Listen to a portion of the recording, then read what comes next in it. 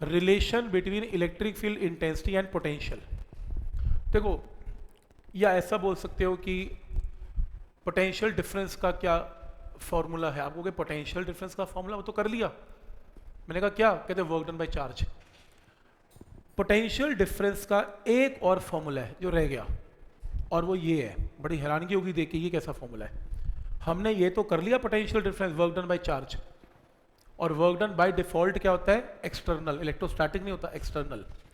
ये भी एक फॉर्मूला है पोटेंशियल डिफरेंस का। ये formula in terms of electric field है। अब ये क्या चीज है इस, और ये फॉर्मूला कहां से आया, इसको समझने के लिए इमेजिन करो इलेक्ट्रिक फील्ड राइट की तरफ है। मान लो इस रीजन में इलेक्ट्रिक फील्ड राइट की तरफ है। एक चार्ज है Q, पॉइंट चार्ज आपने इसमें रख दिया। पॉइंट चार्ज फोर्स एक्सपीरियंस करेगा QE, कहां, in the direction of electric field. सही है। तो पॉइंट चार्ज कहां मूव करेगा, राइट। मैंने मूव करवाया, मैं जाऊं मूव करवाऊं, क्या अपना मूव करेगा इलेक्ट्रिक फील्ड में, अपने आप मूव करेगा। तो वर्क डन कौन करेगा, इलेक्ट्रोस्टैटिक। मेरे को करने की जरूरत क्या है, इलेक्ट्रोस्टैटिक फील्ड अपने आप ही से फोर्स लगा के आगे ले जाएगा। सही। तो क्या मैं ये बोल सकता हूं कि work done by electrostatic, this is work done by electrostatic, क्या होगा, F डॉट dr। और F क्या होता है, Q इंटू E वेक्टर। तो अमाउंट ऑफ वर्क डन क्या है, ये small amount of work done करेगा इलेक्ट्रोस्टैटिक, मैं नहीं करूंगा। Q को नीचे ले आए, this is small amount of work done per unit charge by electrostatic. पर मैंने आपको क्या कहा, हम सारी कैलकुलेशन इलेक्ट्रोस्टैटिक वर्क डन में करते ही नहीं, हम किस में करते हैं, एक्सटर्नल। तो कोई बात नहीं, कन्वर्ट कर लो। इसको एक्सटर्नल में करने के लिए साइन क्या लगाना पड़ेगा, नेगेटिव। ये पॉइंट क्लियर है, क्योंकि मैंने एक्सटर्नल कर दिया तो साइन क्या आएगा, नेगेटिव। यहां से this is small amount of work done by external, ये वैल्यू आ गई। और total amount of work done के लिए दोनों साइड्स की इंटीग्रेशन। ठीक। तो जब मैं इसे इंटीग्रेट करूंगा, ये देखो सेम स्टेप है, ये स्टेप ये रहा। जब मैं इसे माइनस साइन को लेके इंटीग्रेट करूंगा तो ये total amount of work done आएगा in carrying a charge Q। ये टर्म आएगी, मान लो R1 से R2 वेक्टर लेके जा रहा हूं। लेकिन मैंने आपको अभी बताया था कि work done by external per unit charge को ही क्या बोलते हैं, पोटेंशियल डिफरेंस। तो पोटेंशियल डिफरेंस की 3 डेफिनेशन बन गई। पहली, वर्क डन बाय चार्ज। दूसरी, V2 माइनस V1। और तीसरी, minus E vector dot dr vector. लिखो फॉर्मूला रजिस्टर में तीनों की तीनों डेफिनेशंस। ये प्रूफ आए ना आए, लेकिन इसकी एप्लीकेशन इंपॉर्टेंट।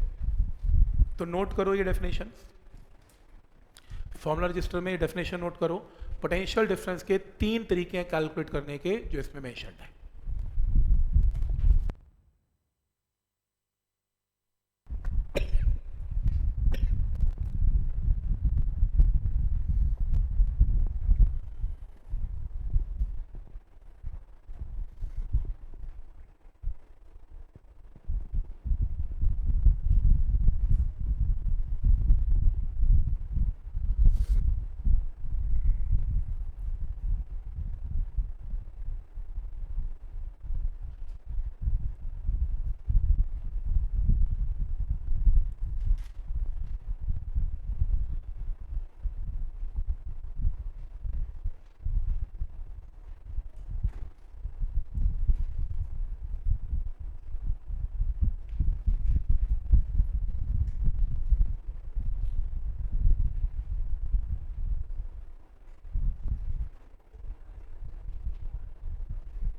ठीक है, क्या स्टेप क्लियर है यहां तक?